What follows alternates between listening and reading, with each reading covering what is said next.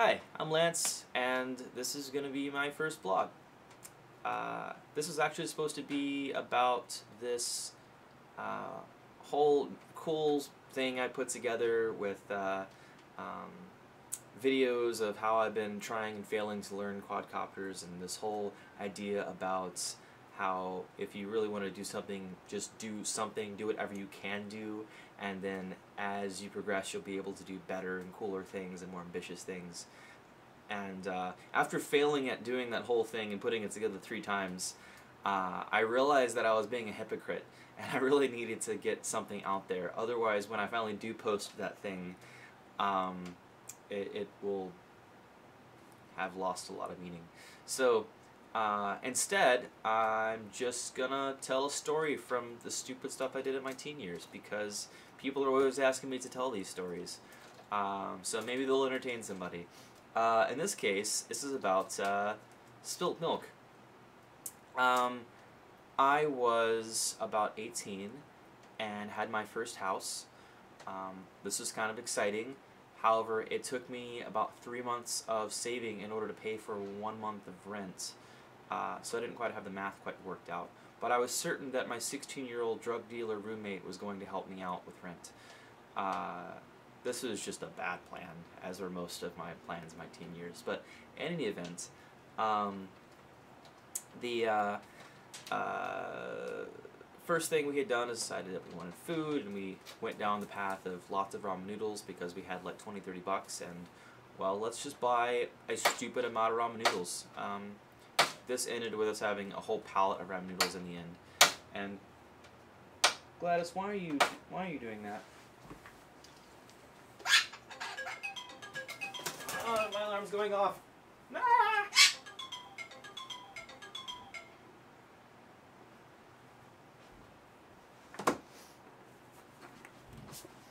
This is my bird. She was making lots of noise and trying to interrupt my video. Yes, you were. Ow. But she's adorable, so I can't be mad at her ever. Hi. Hi. Ow. Ow. Okay, that's... You just go there now.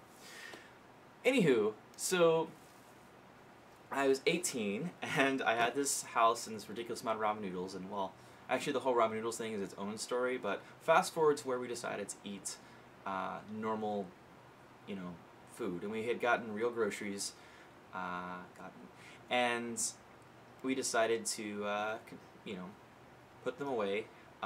We started doing that, but then we got distracted with something, and, well, 18-year-olds didn't get distracted with things. Who am I kidding? I still get distracted with things. Bye, bird. So we started consuming these groceries over time, and eventually, after we had taken enough cans out of the way, we realized, hey, there's this carton of milk that we bought. Right, the milk. Did we ever drink the milk? No, because this carton of milk is still on the counter, and instead of being this big, it was this big. It turns out if you leave milk just alone long enough, it's been weeks, maybe a month plus, the bacteria inside starts to, replicate and expands. And this thing was kind of a pipe bomb. So I did the logical thing. I went and got a trash bag, and I carefully put the trash bag over the top of it, and then slowly closed the drawstrings on the trash bag underneath it, and carefully flipped it over, and then took the whole mess outside where it could be dealt with without making a mess. That's all a lie. Instead, I did the really logical thing for an 18-year-old that I was. And I shouldn't put down all 18-year-olds. I've known plenty of intelligent 18-year-olds. I just wasn't one of them. I decided to poke it, because I poked everything. That's what I did. I poked strangers. I just poked everything. And so I did what I did, and I poked it, and unsurprisingly, it exploded. And there's just chunks of milk, well, what used to be milk, all over everything. The ceiling, and the walls, and me, and my roommates. And this whole kitchen is just a war zone. This was kind of horrific, and it was not just that. that was horrific. That moment was pretty bad. But then the smell that followed. This is the worst smell you can imagine. Just on everything. And then I had my next great idea. And my next great idea was to, well, I had thought that, you know, when you have a fart you want to get rid of, you light a match. I didn't really know why that worked, or if that was even really a thing, but I had heard that was a thing. So, and I felt, well, this is a lot more than a fart. This is like 1,000 times more than a fart. So we need like 1,000 times that amount of fire to get rid of it, right? That's how that works. And I probably could have logically worked through this better, but I really just wanted to light something on fire, and this seemed like a really good excuse.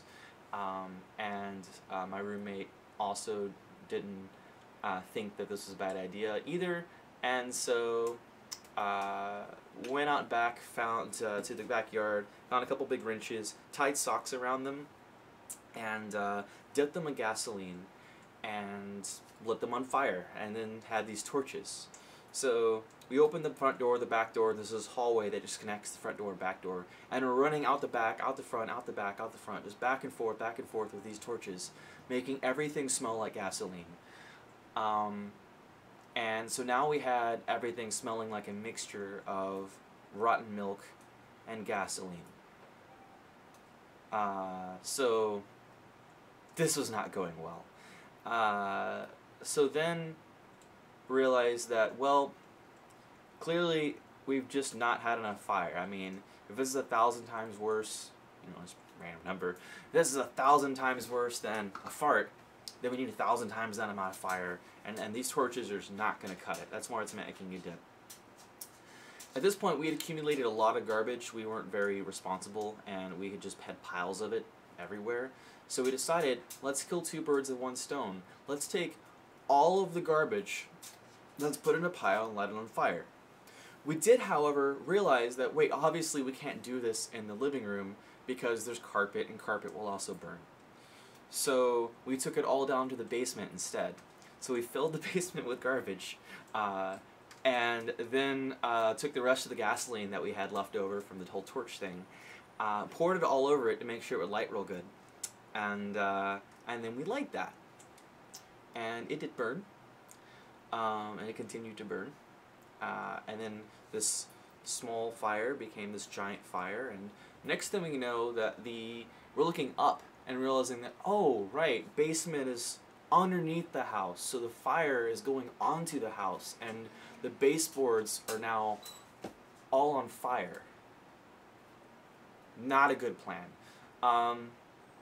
Thankfully, my brother, who lived in the apartment, well, house, second story above me in the house, and he decided, you know, because I was me, and he wanted to not have his apartment burned down, he was going to put fire extinguishers around my place, which I had thought were completely pointless and had never taken them from the front porch, but he finally came in and put them inside for me, so I had them available just in case.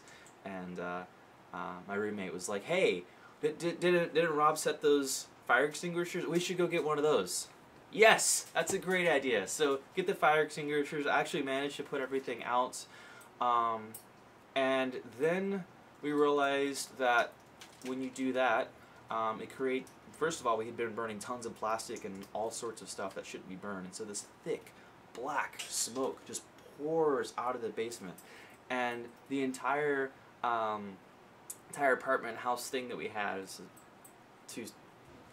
the entire thing that we had was all just now filled with black smoke. So we had this thick black plasticky smoke smell and couldn't breathe it, and rotten milk and gasoline smell just everywhere, and this was not something that humans could be in. And so in the interest of our bodies saying that we're going to die if we stay here, can't breathe, we left, kind of bummed around for a couple of days and let it all kind of air out. Then I don't know that we ever really started to clean things, and then the place just kind of got inhabited by random people, and graffiti ended up all over the walls, and we just kind of abandoned it.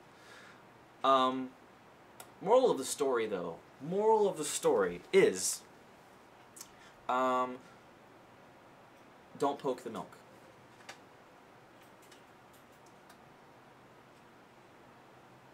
That's all I got. If you want to hear more stories, I guess like, subscribe. I think that's what people do on this medium. Okay, bye.